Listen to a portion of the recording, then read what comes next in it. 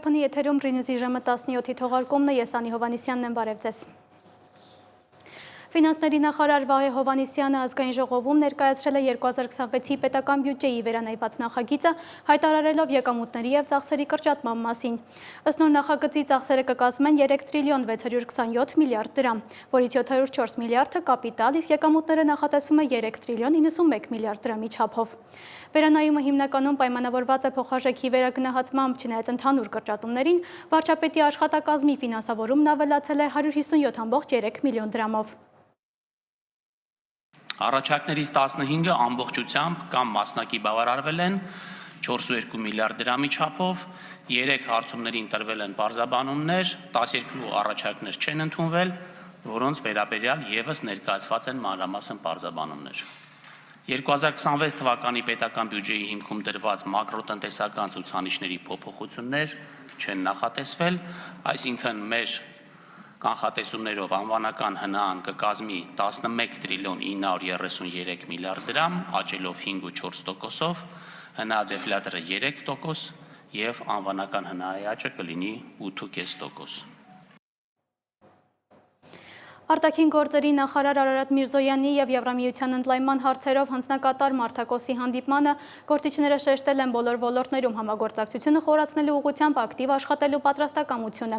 Անդրադարձ է եղել Եվրամիության աջակցությամբ իրականացվող ծրագրերին, քննարկվել են մայիսին Երևանում կայանալիք եվրոպական քաղաքական համայնքի և Հայաստան-Եվրամիություն գագաթնաժողովների անցկացման հարցերը։ Քաղաքացիական պայմանագիր կուսակցությունը նորացված կազմով ու վարքագծի նոր կանոններով է ներկայանալու խորհրդարանական առաջիկա ընտրություններին։ Խոսքը և նախընտրական ցուցակի կազմին և նախընտրական շրջանում վարքագծի որդեգրվելիք նոր կանոնների մասին է։ ԿՊԱ-կանների համար պարտադիր կլինեն բարեվարքության նոր կանոնները, դրանք հաստատված են էթիկայի կանոնագրքով, որն ընդունվել է ՔՊ վարչության որոշմամբ։ Հայհոյող գործիչներին կուսակցությունում այլևս չեն հանդուրժի։ Իշխանական քաղաքացիական պայմանագիր կուսակցությունը 2026-ի խորհրդարանական ընտրություններին մասնակցելու է թարմացված կազմով և ընտրարշավի ընթացքում իրենց վստահեցմամբ վարքագծի նոր կանոններով։ Կուսակցության նախընտրական ցուցակում որպես падգամավորի թեկնածու առաջադրվելու վերջնաժամկետը նոյեմբերի 30-ն էր։ Կուսակցությունից հայտնել են, որ падգամավոր դառնալու 380 հայտ են ստացել։ Արդեն հայտնի է դարձել, որ ԿՊԱ-կան որոշ առանցքային գործիչներ չեն առաջադրել իրենց թեկնածությունը։ Նրանցից է ազգային ժողովի փոխխոսնակ Հակոբ Արշակյանը։ Այս մասին նա հայտարարել է խորհրդարանի միջանցքներում։ Ասում է, ինքը երկրի համար ավելի օգտակար կլինի այլ գործունեություն ծավալելով։ Ես չեմ ընդգրկվել այս ցուցակում, տեսադաշտում ունենալով այն, որ ինձ ավելի էֆեկտիվ եմ համարում Հայաստանում բիզնեսի զարգացման, տեխնոլոգիաների զարգացման, ռազմարդյունաբերության զարգացման, ինչպես նաև Հայաստանի մրցակցային առումով բարձրացման տեսանկյունից։ Ցուցակում չի լինի նաև падգամավոր Հրաչյա Հակոբյանը, ինչու հարցին Հակոբյանը կարճ է պատասխանում։ Ուղղակի այդպես է ուզում։ Քաղաքականությունից դուրս չեմ գալիս, կլինեմ կուսակցական, կարծում եմ կմասնակցեմ կուսակցության նիստերին, ոչ այդքան ակտիվ, բայց այնուամենայնիվ կմասնակցեմ կուսակցության նիստերին, բայց շատ այսպես ակտիվ քաղաքականությամբ չեմ զբաղվել։ Իշխող կուսակցության ցուցակում ընդգրկվելու համար չի առաջադրվել նաև քաղաքացիական պայմանագրից գործարար Խաչատուր Սուքիասյանը։ Նրա մամուլի խոսնակը մեծ զրույցում պատճառը չմեկնաբանեց։ Երկու գումարման падգամավոր Քրիստինե Պողոսյանը ևս հայտարարել է, որ չի առաջադրվել նախընտրական կազմում բիզնեսով զբաղվելու նպատակով։ Շարունակել եմ կուսակցությունում մնալ, դա ոչ մի բան չի փոխվում, երբ որ իմ ընկերներն իմ կարիքը կզգան, ես նորից կլինեմ իրանց կողքին, ընտրություններին իրանց օգնելու եմ։ Իշխանական падգամավոր նախկին փոխխոսնակ Լենա Նազարյանը ևս չի առաջադրվել։ Որոշման մասին Ազատության հետ զրույցում հայտնել էր նրա ամուսին ԿՊԱ-կան падգամավոր Նարեկ Բաբայանը, առանց պատճառները պարզաբանելու։ Մինչև այդ Նիկոլ Փաշինյանը խոսելով կառավարող ուժի մասին շեշտել է, որ ԿՊ-ն հատուկ պատասխանատվություն է զգում երկրում քաղաքական միջավայրի, մթնոլորտի, կուլտուրայի զարգացման գործում։ Քաղաքացիական պայմանագրի վարչության որոշմամբ ընդունվել է կուսակցության էթիկայի կանոնագիրքը, որում ստանդարտներ ենք սահմանել ինքներս մեզ համար, դրանով իսկ հայտարարելով ինքներս մեզ հայոյախոսության, անձնական թիրախավորման, վիրավորանքի դաշտից դուրս դնելու, ինչպես նաև բարեվարքության լավագույն ստանդարտներին մեր նվիրվածության մասին։ Փաշինյանի խոսքով մեր հանրային քաղաքական կյանքը պետք է ավելի փաստահենք ու փաստարկահենք դառնա, հիմնված փոխադարձ հարգանքի, բարեկրթության, թափանցիկության ու հաշվետվողականության վրա։ Մերի Դանիելյան, Reopen Media։ Ամենայն հայոց կաթողիկոս Գարեգին II հայրապետական մեկօրյա այցով մեկնել է Շվեյցարիա, այնուհետև նորին Սուրբ Օծությունը երկօրյա այցով կլինի Մարսելում։ Վեհապար հայրապետին ուղեկցում է Գարեգին առաջին կրթական կենտրոնի տնօրեն Վահան եպիսկոպոս Հովհաննիսյանը եւ այլ բարձրաստիճան հոգևորականներ։ Հիշեցնեմ, Մայրաթորը դեկտեմբերի 10-ից 12-ը հրավիրել է եպիսկոպոսած ժողով քննություն առնելու հայաստանյան առաքելական Սուրբ եկեղեցու շուրջ վերջին շրջանի զարգացումները եւ ներեկեղեցական կյանքին առնչվող հարցեր։ Հայ եկեղեցու շուրջ վերջին զարգացումները քննարկելու համար ամենայն հայոց Գարեգին II կաթողիկոսի տնօրենությամբ դեկտեմբերի 10-ից 12-ը հրավիրվել է եպիսկոպոսած ժողով, իսկ մինչ այդ Վեհապարի հայրապետական տնօրենությամբ կարգալույծ է հռչակվել Թադինի հոգևոր հովիվ Թադե Քահանա Թախմազյանը։ Որոշման համար հիմք են ծառայել Արագածոտնի թեմի վարչական խորհրդի զեկուցագիրը եւ Մայրաթորի պարգևների շնորհման եւ կարգապահական հարցերի հանձնաժողովի եզրակացությունը։ Ըստ այդմ Տեր Թադեն վարկաբեկել է հայ եկեղեցին եւ եկեղեցականներին, իրականացրել է եկեղեցական գործողություններ, պատարակներին ամենայն հայոց կաթողիկոսի եւ թեմակալ առաջնորդների անունները զեղչել է, փաստացի ժխտելով նվիրապետական կարգը։ Եկեղեցական իշխանության նկատմամբ դրսևորել է անհնազանդություն։ Կարգալույծ քահանան դասվել է աշխարհականների շարքը, Արամայիս Թախմազյան Ավազանի անունով։ Ռուս-ամերիկյան բանակցությունների արչամկան օրը։ Այս պատկերավոր վերնագիրն են ընտրել շատ լրատվամիջոցներ նկատի ունենալով անոնց մեջ գործը նույն կետից սկսելու կրկնվող պատկերը։ Ռուս-ուկրաինական բանակցությունները վերջին փուլի մասին ռուսական կողմը հայտնում է Կրեմլում շուրջ 5 ժամ տևած բանակցությունները կառուցողական էին։ Ռուսաստանն ու ԱՄՆ համաձայնության չեն եկել տարածքային հարցում, դե իսկ Թրամփը ելի հիշեցրել է, որ 8 պատերազմ է դադարեցրել։ Հիմա էլ 9-րդը կանգնացնելու շեմին է։ ԱՄՆ-ի խաղաղության առաջարկների 28 կետից բաղկացած նախագծի մասին մենք իմացանք նոյեմբերին։ Նախագծի մի շարք կետեր անհանգստացրին ուկրաինացի եւ եվրոպացի պաշտոնյաներին, որոնք ասում էին, թե դրանք տեղի են տալիս Մոսկվայի հիմնական պահանջներին։ Կետերը խմբագրվեցին եւ ձևավորվեց նոր 19 կետանոց նախագիծ։ Մանրամասները ռեպորտաժում։ Նախագահ Վլադիմիր Պուտինը եւ Դոնալդ Թրամփի գլխավոր բանագնաց Սթիվ Ուիթքոֆն ու փեսա Ջարեդ Քուշները Կրեմլում հանդիպել են 5 ժամ բանակցել, բայց վերջնական արդյունքի չեն հասել։ Բանակցությունները Կրեմլում սկսվել են Կարմիր հրապարակով Խորհրդային Միության հիմնադիր Վլադիմիր Լենինի դամբարանի մոտով դեպի Կրեմլի աշտարակները ամերիկացի բանագնացների զբոսանքից հետո։ Беседа была весьма полезной. Զրույցը շատ օգտակար էր, կառուցողական եւ շատ բովանդակալից։ Այն տևեց ոչ թե 5 րոպե, այլ 5 ժամ։ Մենք չենք քննարկել կոնկրետ բանաձևեր կամ կոնկրետ ամերիկյան առաջարկներ։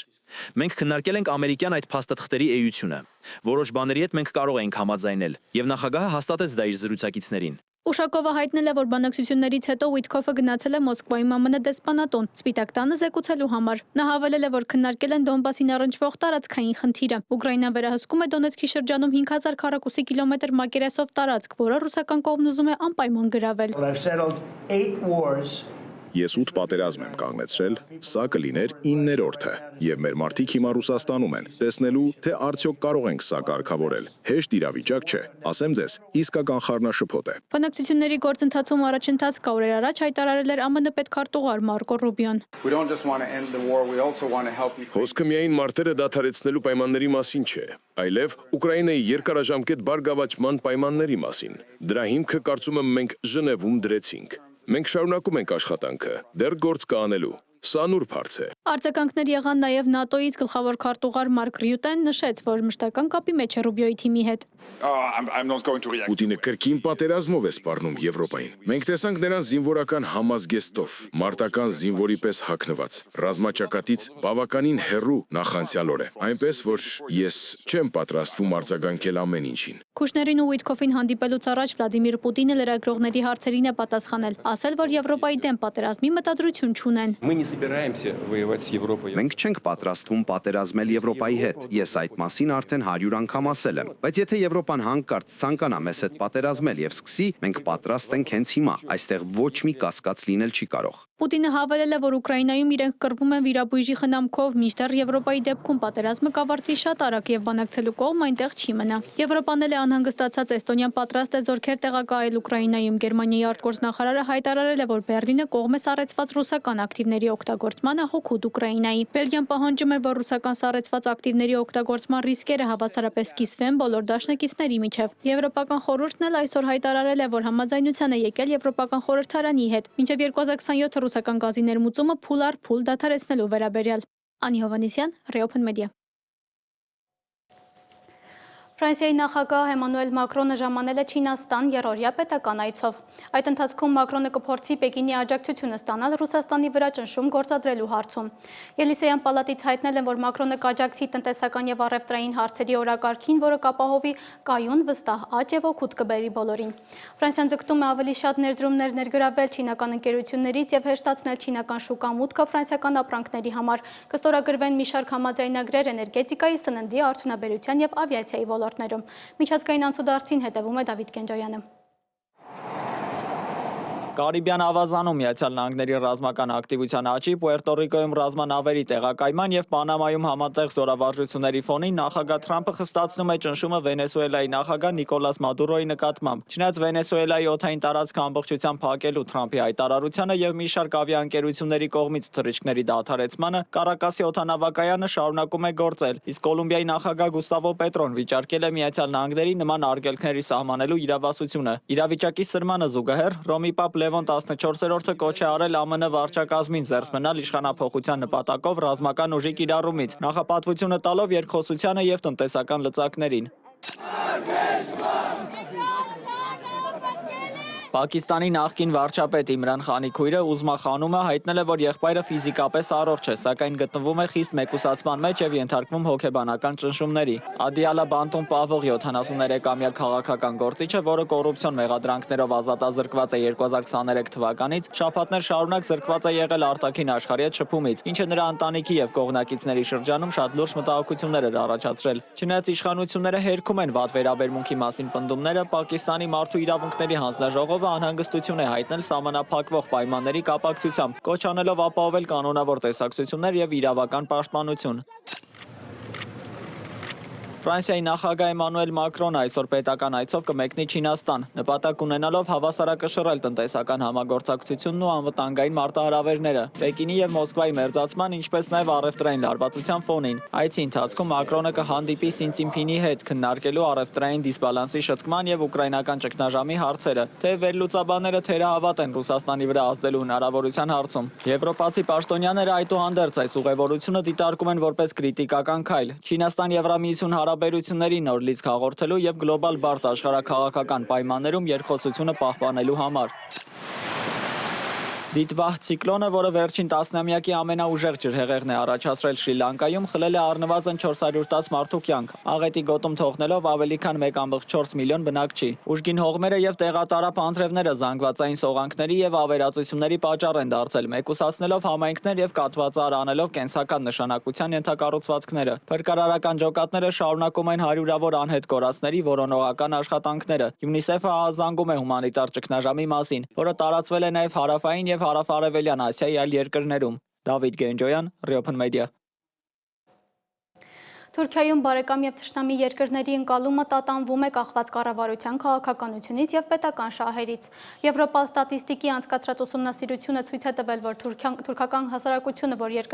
երկրներին է համարում բարեկամ։ Յենի Անկարան գրում է, որ թուրքերն ամենաբայրացկամը եղել են Ադրբեջանի նկատմամբ։ Հարցվածների 94.2% այն համարել է բարեկամ երկիր։ Հայաստանը զբաղեցնում է ցանկի հակառակ ծայրը ընդամենը 3.3%-ով։ Բարեկամ համարվող 5 երկրների շարքում են նաեւ Հարավային Կորեան, Ճապոնիան, Իտալիան եւ Ռուսաստանը։ Ոչ բարեկամ երկրների ցանկում Հայաստանին հաջորդում են Իսրայելը, Ֆրանսիան, Մեծ Բրիտանիան եւ Միացյալ Նահանգները։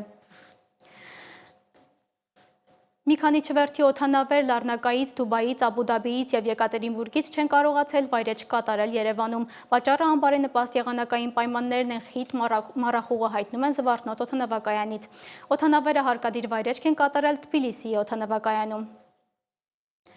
Այսօր առավոտվա դրությամբ Վարդենյանց լեռնանցքում Աբովյանի, Սևանի, Գավառի, Արթիկի տարածաշրջանների ավտոճանապարհները տեղ-տեղ մերկասառույց ունեն։ Ճանապարհային դեպարտամենտից հայտնում են, որ Արտաշատ Արարատ Երասխ ավտոճանապարհին M5 միջպետական ճանապարհի Էջմիածնի տարածաշրջանի 11-րդից մինչև 15-րդ կիլոմետր հատվածում եւ Սևանից մինչև Հրազդան հատվածում խիտ մառախուղ է։ Տեսանելիությունը 30-ից 50 մետր։ Միջպետական եւ հանրապետական նշանակության բոլոր ավտոճանապարհները բաց են։ Որոշներին հորդորվում է լինել ուշադիր, խստագույնս պահպանել ճանապարհային երթևեկության կանոնները եւ երթևեկել բացառապես ձմեռային անվադողերով։ Հաշվի առնելով եղանակային պայմանները ներքին գործերի նախարար Արփինե Սարգսյանի հանձնարարականով ոստիկանությունն ու փրկարար ծառայությունը հանրապետության ճանապարհներն անցել են ուժեղացված ծառայության։ Գերատեսչությունից հիշեցնում են նոյեմբերի 15-ից մարտի 31-ը տրանսպորտային միջոցները բացառապես ձմեռային անվատողերով վարելը պարտադիր պահանջ է։ Բարեկային ծառայության աշխատակիցները շուրջօրյա ռեժիմով հայտնաբերում եւ վարչական պատասխանատվության են ենթարկում խախտում կատարած վարորդներին։ Դեկտեմբերի 1-ի տվյալներով նախադպրոցական եւ դպրոցական հաստատություններում գրանցվել է 55,000-ից ավել բացակա, դրանցից ավելի քան 11,000-ը սուր շնչառական վարակների պատճառով։ Այդ թիվը ընդհանուր սաների 2,3%-ն է։ Ինչ վիրուս է սա եւ ինչպես ճիշտ հաղթահարել սեզոնային վարակը։ Մանրամասները ռեպորտաժում։ Դեկտեմբերի 1-ի երկուշաբթի առավոտը Հայաստանի դպրոցներում սկսվեց ոչ թե զանգով, այլ մտահոգիչ վիճակագրությամբ։ 55,030 աշակերտ դասի չի եկել, որոնցից 11,033-ը սուրշնչառական վարակների պատճառով։ Գրիպի նախ սեզոնն է, այս սեզոնին միշտ են բոլոր գրիպները տարածվում։ Հիմա ունենք կորոնավիրուսի մի որոշ տարբեր տարատեսակներ, մոնոնուկլեոզն է շատացել, արտահայտվել, չի ուզենա ասել շատացել, ավելի շատ շեշտեմ, որ իրանք արտահայտվել են։ H3N2-ը, H1N1-ն է տարածված։ Բացի գրիպից օդում շրջում են կորոնավիրուսի նոր մուտացիաները, բժիշկները զգուշացնում են օդի աղտոտվածությունն ու խառը վարակները դժվարացնում են բուժումը։ 2020 թվականի կովիդի պանդեմիայից հետո այդ նույն կովիդը, որը եղել էր մինչև էլի մի քանի տարիներ առաջ, հիմա մենք նորից ունենք, ինքը մուտացիայի ենթարկել, մի քիչ ավելի քիչ է դեսատուրացնում հիվանդներին, այսինքն մենք այս պահին կոնկրետ կովիդի ոչ ագրեսիվ տեսակի հետ գործ ունենք, ավելի քիչ ագրեսիվ կամ քան 2020 թվականն է։ Դպրոցներում գործի է դրվել համաճարակային ֆիլտրը, միայն նոյեմբերի 28-ին դռնից հետ են ուղարկել 104 ջերմող աշակերտի, բայց ծնողները հաճախ են շրջանցում արգելքը դեղը դնելով երեխայի պայուսակում։ Դեղը բերել էին, դայակին ասում են, որ այսինչ ժամերին դեղը կտար, չէ, էլի ճիշտ չի։ Չեմ կարծում, որ մնա քո երեխուն պահի, եթե այդ կարգի արդեն։ Պարտեզում հենց այդ սկզբից խստիվ արգելվել էր, էլի, որ գրիպ է հազում, երեխեքին չբերեն, բայց նենց հաստատվում, որ շատ է լինում երեխեքին, մեկ է գնում ես, տեսնում ես, բայրել են, թողել են։ Մեկի անպատասխանատվությունը բարդացնում է մյուսի կյանքը, իմունիտետով ուժեղ երեխան վարակագիր է դառնում թույլի համար։ Մեկ երեխեն կարա հազա ու իր մոտ նորմալ լինի, կոնկրետ իմ երեխեն վերջում տաքություն ունենում ու բարդություն առաջանում։ Այն մայրիկները, ում երեխեն մի քիչ դիմադրողականությունը ուժեղ է, ամեն դեպքում տաքության դեմ կարող պայքարում է, բերում են մեկը տենց հիվանդ ու այն թույլ երեխեքն էլ անդադ հիվանդանում են։ Մասնագետների հորդորը մեկն է՝ մի զբաղվեք ինքնաբուժությամբ, հակաբիոտիկը գրիպի դեմ չի պայքարում։ Մնացեք տանը, որպեսզի վաղը ամբողջ դասարանը տանը չմնա։ Անի Հովհաննիսյան, Reopen Media։ Այս ժամի համար նախատեսել ենք այսքանը, մեր հաջորդ թողարկումը ժամը 29-ը, բաց չթողեք։